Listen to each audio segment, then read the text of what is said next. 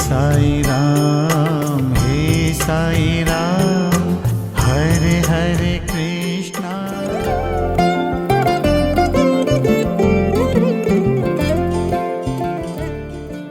షిరిడిలో సాయి మండుతున్న ధిలో చేయి పెట్టి పసిబిడ్డను కాపాడారు.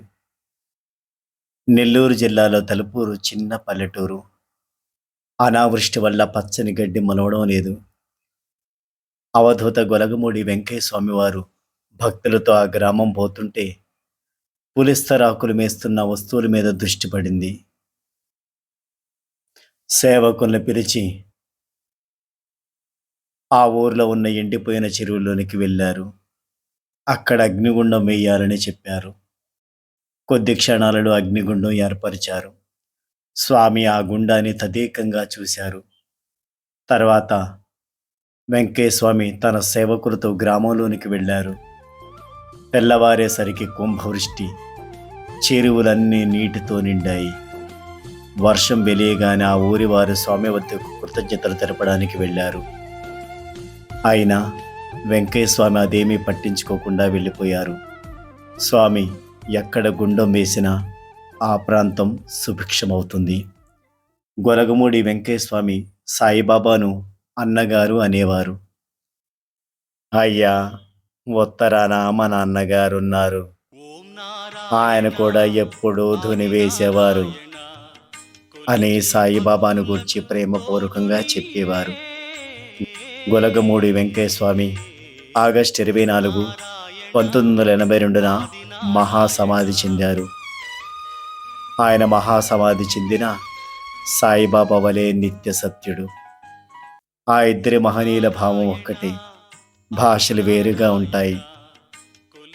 అన్ని జీవులలో వెంకయ్య ఉన్నాడని రాసుకో అన్నారు వెంకయ్య స్వామి.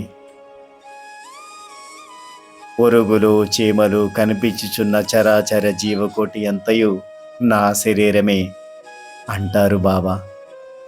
అందరికీ పంట పండించాను, దాన్ని దొంగలు పడి దోచుకోకుండా చూసుకోండి అయ్యా అంటారు వెంకయ్య స్వామి. వాడాలో అనేక మంది దొంగలున్నారు, తలుపులు గడియలు వేసి జాగ్రత్తగా ఉండు, దొంగలంతయు తీసుకుని పోయేదరు అంటారు సాయిబాబా.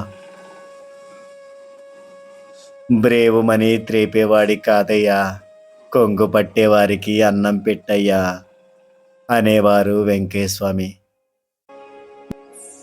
దాహముగొన్న వారికి నీరు, ఆకలిగొన్న వారికి అన్నము, బట్టలు లేని వారికి బట్టలు ఇచ్చినచో నిశ్చయముగా భగవంతుడు మిక్కిలి ప్రీతి చెందును.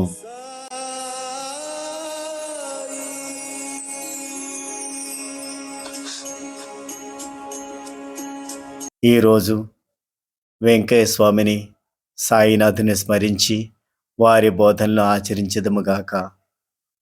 ఓం నారాయణ ఆదినారాయణ. ఓం సాయి శ్రీ సాయి.